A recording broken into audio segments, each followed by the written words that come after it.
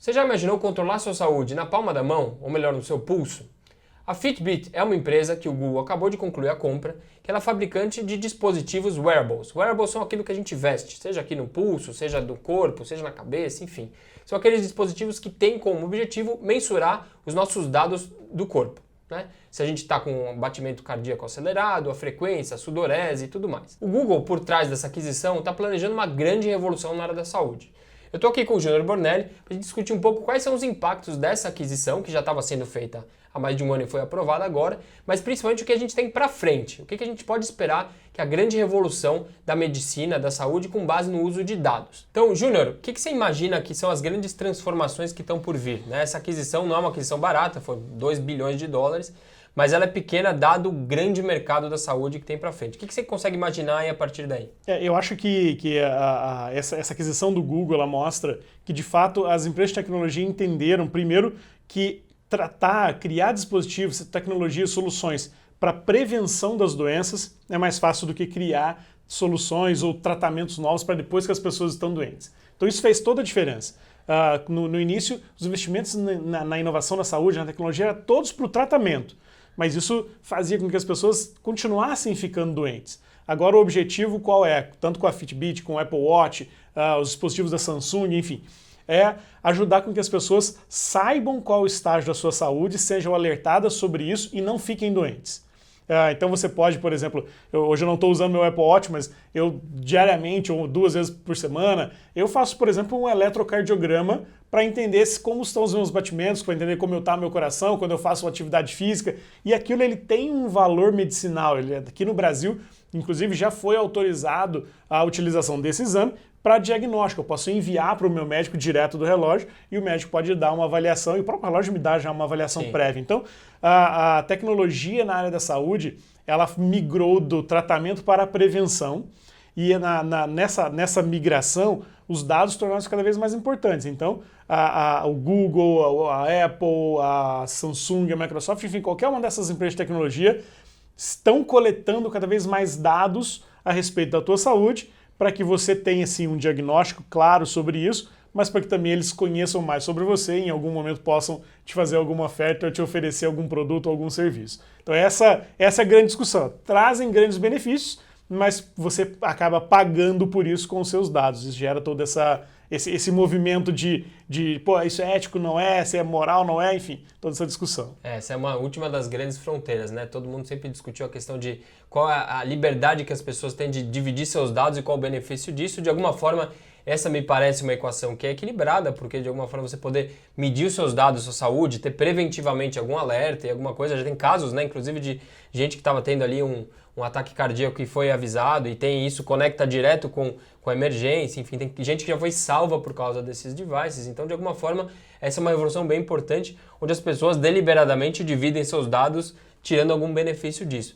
Eu acho que o grande ponto que talvez a gente possa discutir sobre isso é o fato de que, primeiro, a revolução dos dados, ela é válida para esse mercado, mas vale para todos os outros. Então, a validade dos dados, a gente tem o tempo todo algo que está medindo a nossa performance, o que está acontecendo com a gente, é uma quantidade de dados absurda, né? Então as empresas podem explorar cada vez mais isso e poder prestar melhores serviços.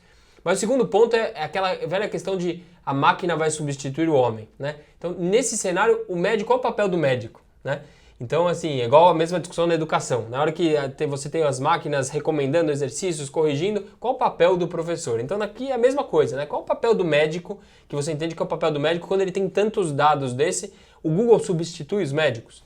Eu acho que tem umas discussões muito boas sobre essa linha de pensamento, essa linha de raciocínio, essa tendência, que diz que no futuro talvez os médicos eles sejam muito mais coaches ou treinadores ou conselheiros sobre a tua saúde do que aquelas pessoas que de fato vão resolver problemas, porque em tese a ideia é que você não adoeça, que você tenha muito mais chances de se tratar ou de se prevenir algum problema antes de ficar doente.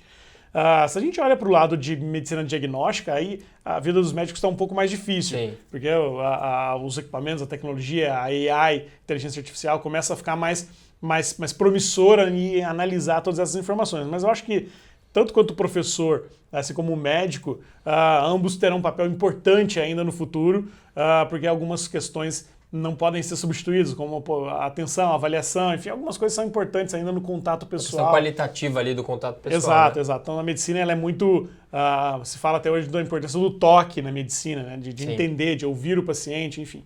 Mas o fato aqui é que, acho que a discussão central é, como o Piero falou, como você se sente em relação à utilização dos seus dados em troca desse tipo de serviço.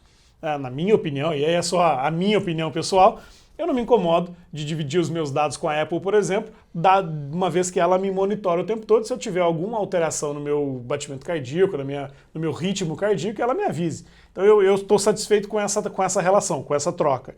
E quanto mais benefícios eu tiver, mais satisfeito eu vou continuarei. Mas é bom que eu saiba disso. Acho que o ponto principal é essas pessoas sabem que elas estão sendo... que elas estão pagando pelo serviço com os seus dados. Se elas souberem disso, tiverem consciência e concordarem, acho que está tudo certo. Acho que a grande última fronteira disso vai ser quando os governos se interessarem por isso, né? Porque, querendo ou não, grande parte do custo de saúde ele é público e a prevenção vai abaixar esses custos, então o governo teria muito interesse que todo mundo usasse um desse e pudesse prevenir os problemas de saúde. Mas aí é questão de se você também estaria confortável de que seus dados estivessem com o governo acompanhando tudo mais, né? Acho que essa vai ser a grande discussão ética daqui para frente. Né? E veja bem, assim, em pouquíssimo tempo, coisas incríveis estão acontecendo. Eu estou aqui na Startse pelo envolvimento que nós temos com a indústria de health tech, com essas startups, com essas tecnologias, tanto aqui quanto lá fora, a gente pôde experimentar alguns equipamentos nos últimos anos. Então, por exemplo, eu já fiz um teste com um dispositivo para medir a minha pressão intracraniana, coisa que eu jamais saberia se não fizesse um furo na minha cabeça. Sim. Eu já consegui me deitar aqui no escritório, em cima de umas cadeiras, me plugar num equipamento que em 1 minuto me dizia se eu tinha alguma artéria comprometida, sem fazer nenhuma incisão, nenhum buraquinho na pele, sem injetar nada. Então são coisas que provavelmente no futuro vão estar cada vez mais disponíveis, cada vez mais acessíveis, mas, de novo, a gente vai pagar por uso desses trabalhos, desses serviços com os nossos dados. E essa é a relação que deve se estabelecer. Vai ser aí a grande discussão para frente, né? A quantidade de dados versus o benefício que você tira para isso. E acho que essa é a grande revolução que a gente vai ver, não só pela tecnologia, mas a nossa relação com a tecnologia, os nossos dados e quem tem esses dados, que esbarra em várias questões e todas elas simultaneamente aí estão se juntando para fazer mais um grande ciclo de transformação no mundo.